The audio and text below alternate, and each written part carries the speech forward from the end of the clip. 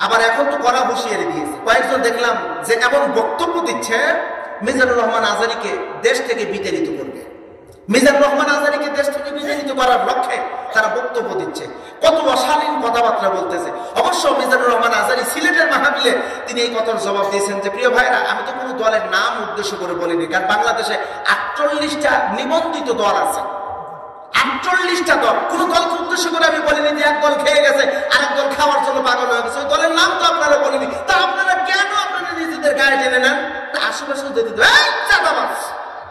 কথা বলেন না, ইমাম সাহেব যদি নারী নিয়ে যদি ধরা পড়ে, ইমামের পিছনে আমরা নামাজ পড়ি না, ওই ইমামকে 3 তালাকের দরকার নেই, 1 তালাকে মসজিদ থেকে আউট। ইমাম যদি সুদ খায়, ঘুষ খায়, ইমামকে মসজিদে আমরা ঢুকতে দেব না, ইমামের পিছনে আমরা নামাজ পড়বো না। এটা হলো আমাদের শেষ কথা, নাকি আর কোনো কথা আছে? যে ইমাম কবিরা গুনার সাথে সম্পৃক্ত, ওই ইমামের পিছনে নামাজ পড়ব না, শেষ কথা। এটা কিন্তু মনে করেন যে দলিল কথা। এবার এই দলিলটা একটু বিশ্লেষণ করা হোক।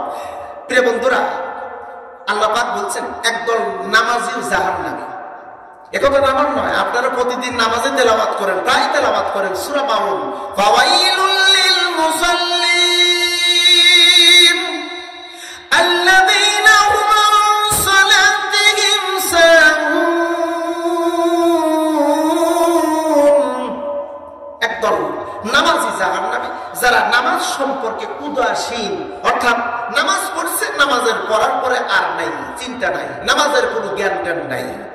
এখন আপনার ইমাম, মসজিদের ইমাম একজন ফেরেশতা তুল্য হলো, মসজিদের বাহিরের ইমাম, যাকে ইমাম শব্দের অর্থ হলো নেতা, ইমাম আরবি শব্দ বাংলা অর্থ হলো নেতা। মসজিদের বাহিরের ইমাম গুলো এবার কেমন হওয়া লাগবে? বাহিরের ইমাম সাদা খায় কিনা, ঘুষ খায় কিনা, দুর্নীতি করে কিনা, নারীবাজি করে কিনা, 5 ওয়াক্ত নামাজ পড়ে কিনা, টান দেয় কিনা, নেশা খায় কিনা, বাবা ইয়াবা ফেন্সিডিল খায় কিনা, এগুলো দেখা দরকার আছে না নাই? ধীরে বলেন, মানুষে শুনলে লজ্জা পাবেন, পারেন, জানা দরকার আছে না নাই? আপনি মসজিদের ইমাম পরহেজগার মুত্তাকিন দেখলেন, আর মসজিদের বাহিরের ইমাম সুদখোর, ঘুষখোর, সাদাবাজ, টেন্ডারবাজ করে, দুর্নীতি করে, নারী নিয়ে রাতে আড্ডা দেয়, বোতল খায়, এদেরকে যদি আপনি ইমাম বানান, শুনে রাখেন, আপনি নামাজি, আপনি জাহান্নামী, আপনি জাহান্নামী, এতে কোনো সন্দেহ নাই। ইমাম হতে হবে মসজিদের ইমাম যেমন, বাহিরের ইমামও হতে হবে তেমন।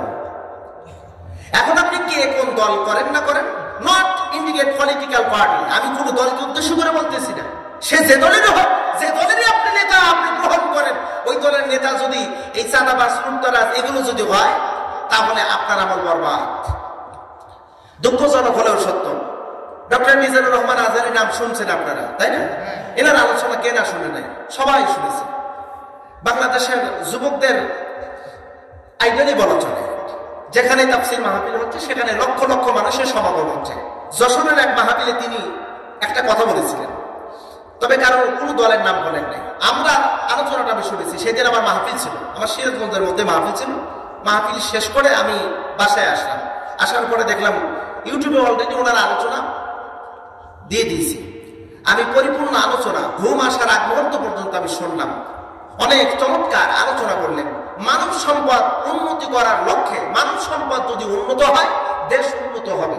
মানব সম্পদ সূরা বনী ইসরাঈলের 74 নম্বর আয়াতের আলোচনা তিনি করেছেন। আমি অনেকক্ষণ তার আলোচনা শুনলাম এবং শুনে যতটুকু ধারণ করার দরকার ধারণ করলাম। এখন পরের দিন সকালবেলায় সোশ্যাল মিডিয়াতে দেখি ব্যাপক আলোচনা, সমালোচনা। কি আলোচনা, সমালোচনা? তিনি বলেছিলেন একটি কথা, তা হলো এক দল খেয়ে গেছে, আর এক দল খাওয়ার জন্য পাগল হয়ে গেছে। আচ্ছা, এখানে কি কোনো দলের নাম বলছেন? এক দল খেয়ে গেছে, আর এক দল খাওয়ার লেগে পাগল হয়ে গেছে। এই কথাটাকে নিয়ে দেখলাম, আমি নাম বলবো না, কোন একজন ব্যক্তি, অনেক বড় ব্যক্তি, আমি তার গ্রামের বাড়ি মসজিদে, আমি তার গ্রামের বাড়ি মসজিদে মাহফিল করছি 2 বার। তিনি তার নামকে ব্যঙ্গ করে বললেন। আবার এখন তো কড়া হুঁশিয়ারি দিয়েছে। কয়েকজন দেখলাম যে এমন বক্তব্য দিচ্ছে, মিজানুর রহমান আজারীকে দেশ থেকে বিতাড়িত করবে। মিজানুর রহমান আজারীকে দেশ থেকে বিতাড়িত করার লক্ষ্যে তারা বক্তব্য দিচ্ছে, কত অশালীন কথাবার্তা বলতেছে। অবশ্য মিজানুর রহমান মিলে তিনি এই কথার জবাব দিয়েছেন যে প্রিয় ভাইরা, আমি তো কোনো দলের নাম উদ্দেশ্য করে বলিনি, কারণ বাংলাদেশে 48টা নিবন্ধিত দল আছে, 48টা দল। কোন দলকে উদ্দেশ্য করে আমি বলিনি যে এক দল খেয়ে গেছে আরেক দল খাওয়ার জন্য পাগল হয়ে গেছে, ওই দলের নাম তো আপনারা বলিনি। তা আপনারা কেন আপনারা নিজেদের গায়ে টেনে নেন? ওই যে আমরা ছোট্টবেলায় গল্প শুনছিলাম যে মাছার ভিতর কেনে রে, ছেলে উঠে কয় মা আমি গুড় খাই নাই। আচ্ছা, গুড় খাওয়ার কথা কি জিজ্ঞেস করা হয়েছে? বলছে কে মাছার ভিতরে?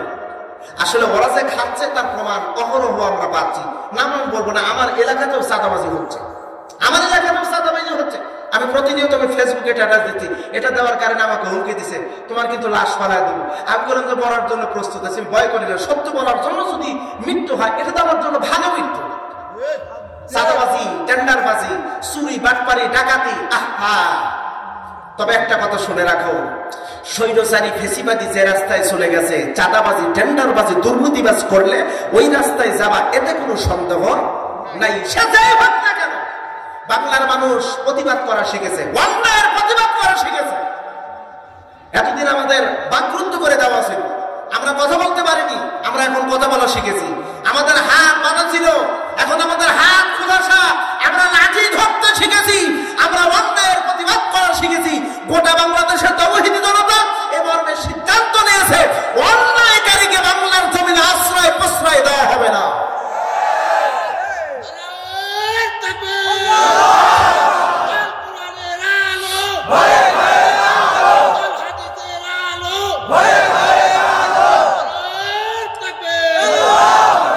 এজন্য প্রিয় বন্ধুরা, ইমাম নির্বাচন করার দিকে ব্যাপক সতর্কতা। এমন ইমাম নির্বাচন করেন না, এমন ইমাম কি সিলেকশন করেন না যে ইমাম বলে কোরআনের সাথে রাজনীতির কোনো সম্পর্ক নাই।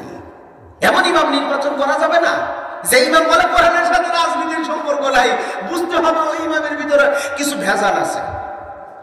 আমাদের মরহুম, আমাদের প্রিয়, আমাদের কলেজের টুকরা শহীদ আল্লামা দেলোয়ার হোসেন সাইদি বলেছিল যে ধর্মকে নিষিদ্ধ করতে পারলেই বড় বড় বোতল খাওয়া যায়। এই কথা কে না শুনেছে? ধর্মকে নিষিদ্ধ করতে পারলেই তো টেন্ডারবাজি করা যায়, ধর্ম নিষিদ্ধ করতে পারলেই তো অন্যের বউ নিয়ে লীলা কীর্তন করা যায়। ওরা এখন চাচ্ছে কোরআন থেকে রাজনীতিকে আলাদা করে দেই, তাহলে মানুষ বুঝবে যে কোরআনের সাথে রাজনীতির কোনো সম্পর্ক নাই। ও মিয়া, কেন কি জন্য কথা বলো আমরা কি বুঝি না? তবে যে এই কথা বলেছে যে কোরআনের সাথে রাজনীতির সম্পর্ক নাই, ওই ব্যক্তিটা কাফের হয়ে গেছে। আর যদি দলীয় ভাবে দলীয় কথা যদি হয়, ওই দলটাই কাফেরের দলে পরিণত হয়ে গেছে। পুরো কোরআনটাই হলো রাজনীতির কিতাব। ওমান লাম ইয়াহকুম বিমা আনজালাল্লাহ ফাউলাইকা হুমুল কাফিরুন। আল্লাহ পাকের কথা, যে ব্যক্তি কোরআনের আইন দ্বারা বিচার করবে না ওই ব্যক্তিটি কাফের, যে ব্যক্তি আল্লাহর কোরআনের আইন দ্বারা বিচার করবে না ওই ব্যক্তি ফাসিক, যে ব্যক্তিটি আল্লাহর আইন দিয়ে বিচার ফয়সালা করবে না ওই ব্যক্তিটি জালিম। কথাটা কার? এরপরে আরেকটা রাজনীতির আয়াত আছে যে কথাটা বললে খুবই গুরুত্বপূর্ণ।